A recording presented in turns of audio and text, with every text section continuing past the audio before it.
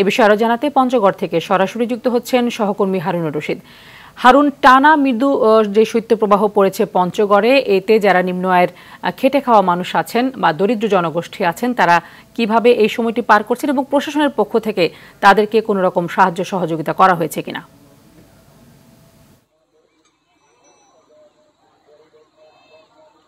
জি তানি, প্রথমেই জানিয়ে রাখি যে বিকেল ৩টায় এখানে ২৭.৩ ডিগ্রি তাপমাত্রা রেকর্ড হয়েছে।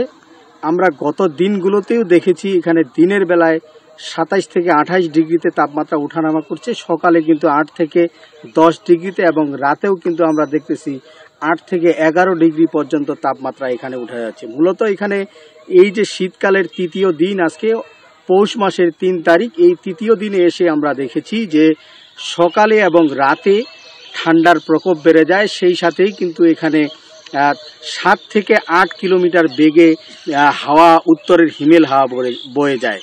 তখনই কিন্তু আসলে কনকনে শীত অনুভূত হয়। এখানে শীত এলেই দরিদ্র, অসহায় এবং ছিন্নমূল মানুষের একটা শীতের পোশাকের একটা অভাব থাকে। এবারও কিন্তু তার ব্যতিক্রম হয়নি। তবে প্রশাসনের পক্ষ থেকে এখানে ২,০০০-এর বেশি কম্বল বিতরণ করা হয়েছে বলে দাবি করছেন। আমি কথা বলেছিলাম পঞ্চগড় জেলা প্রশাসক, তিনি বলছেন যে আসলে শীত বস্ত্রের জন্য মন্ত্রণালয়ে আবেদন করা হয়েছে, তবে এখানকার যারা বিত্তবান রয়েছেন তাদেরকেও এই দরিদ্র শীতার্তদের এবং অসহায় শীতার্তদের পাশে দাঁড়ানোর আহ্বান জানিয়েছেন। তো মূলত এখনকার যে শীত, এই শীতে কিন্তু আসলে যখন উত্তরের হিমেল হাওয়া বয়ে যাচ্ছে তখন কিন্তু মানুষের সাথে আসলে পশু পাখিরাও আসলে কাবু হয়ে যাওয়ার মতো একটা অবস্থা। দিনের বেলা সামান্য গরম অনুভূত হলেও রাতে এবং সকালে কিন্তু কনকনে শীত অনুভূত হচ্ছে।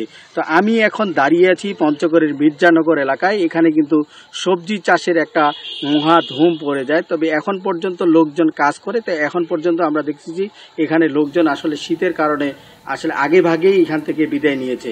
সেই সাথে কিন্তু রাতের বেলায় আমরা দেখেছি যে জনজীবনে একটা নেতিবাচক প্রভাব পড়ছে। হাট বাজারগুলোতে রাত ৯টার পরেই কিন্তু জনশূন্যতা বিরাজ করছে। তো এখনই মূলত আসলে সব মিলিয়ে বলা যায় রাতে এবং সকালের শীতে মানুষ আসলে কাবু হয়ে যাওয়ার মতো অবস্থা। তানি, এই ছিল আমার কাছে শীত নিয়ে সর্বশেষ পরিস্থিতি পঞ্চগড় থেকে। তানি, ধন্যবাদ আপনাকে। ব্রাহ্মণবাড়িয়া জেলা শিল্পকলা একাডেমি মিলনায়তনে নান্দনিক আয়োজনে প্রবাসী কবি রবিউল আলম মুকুল রচিত অনুরাগ কাব্যগ্রন্থের মোড়ক উন্মোচন করা হয়েছে। স্থানীয় সাপ্তাহিক তিতাস বার্তা আয়োজিত এই অনুষ্ঠানের প্রধান অতিথি হিসেবে কাব্যগ্রন্থের মোড়ক উন্মোচন করেন সাবেক যুগ্ম সচিব ও লেখক ডক্টর শাহ মোহাম্মদ সানাউল হক।